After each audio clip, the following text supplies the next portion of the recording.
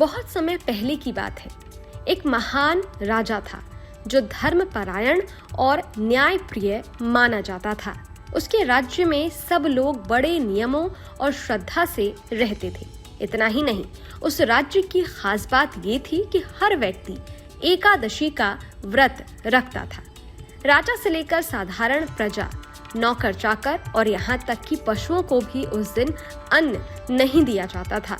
सभी लोग भगवान विष्णु की भक्ति में लीन रहते और एकादशी के दिन फलाहार करते थे। एक दिन दूसरे राज्य का एक व्यक्ति उस राजा के पास नौकरी की तलाश में आया। उसने हाथ जोड़कर कहा, महाराज, कृपया मुझे अपने राज्य में काम पर रख लें। राजा ने कहा, ठीक है, तुम्हें नौकरी दी जा सकती है, लेकिन एक शर्त है, हमारे राज्य में एकादशी के दिन कोई अन्न नहीं खाता। उस दिन तुम्हें केवल फलाहार मिलेगा। वो व्यक्ति बोला, महाराज, मुझे मंजूर है। दिन बीते और एकादशी का दिन आ गया। उस दिन जब बाकी लोगों की तरह उसे भी केवल फलाहार दिया गया तो वो बेचैन हो उठा। वो राजा के पास जाकर बोला, महाराज, मैं भूखा रह जाऊंगा, कृपया करके मुझे अन्न दे दीजिए, नहीं तो मैं मर जाऊंगा। राजा ने उसे समझाया, तुमने शर्त स्वीकार की थी, एकादशी को अन्न वर्जित है, पर वो नहीं माना। अंततः राजा ने कहा, ठीक है, तुम जाओ, जो चाहो बना लो, और उसे आटा, दाल, चावल आदि दे दिया। वो व्यक्ति नदी किनारे पहुंचा, स्नान किया और भोजन बनाने लगा। जब भोजन तैयार हो गया तो उसने श्रद्धा से कहा, हे भगवान, आइए, भोजन तैयार है। उसके सच्चे भाव और प्रेम से प्रभावित होकर भगवान विष्णु स्वयं प्रकट हो गए। पीतांबर धारण किए चतुर्भुज रूप में प्रभु उसके सामने आए और प्रेम से उसके साथ भोजन करने लगे। भोजन समाप्त होने के बाद भगवान अंतर ध्यान हो गए। अगली एकादशी आई। उस व्यक्ति ने राजा से कहा, महाराज, इस बार 2 गुना अन्न चाहिए। राजा ने आश्चर्य से पूछा, क्यों? वो बोला, महाराज, मेरे साथ भगवान भी भोजन करते हैं, इसलिए 1 भाग पर्याप्त नहीं होता। राजा ये सुनकर स्तब्ध रह गया।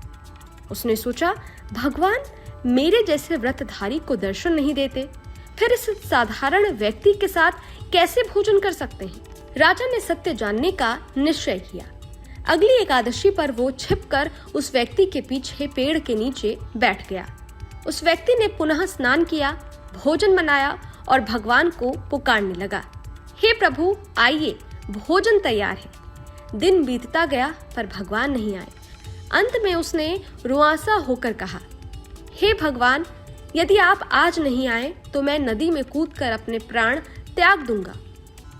ये सुनते ही भगवान विष्णु तुरंत प्रकट हो गए।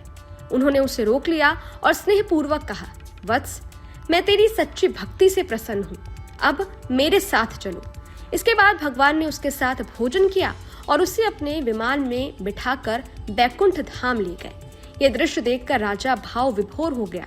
उसने सोचा, केवल व्रत और उपवास करने से भगवान प्रसन्न नहीं होते, बल्कि सच्ची भावना और निर्मल मन ही भक्ति का मूल है। उस दिन से राजा ने भी केवल नियमों से नहीं बल्कि सच्चे मन से व्रत और भक्ति शुरू की। अंततः अपने जीवन के अंत में वो भी स्वर्गलोक को प्राप्त हुआ। इस कथा से हमें यही शिक्षा मिलती है कि भगवान को कर्म या नियमों से नहीं बल्कि सच्चे मन और भक्ति से पाया जा सकता है।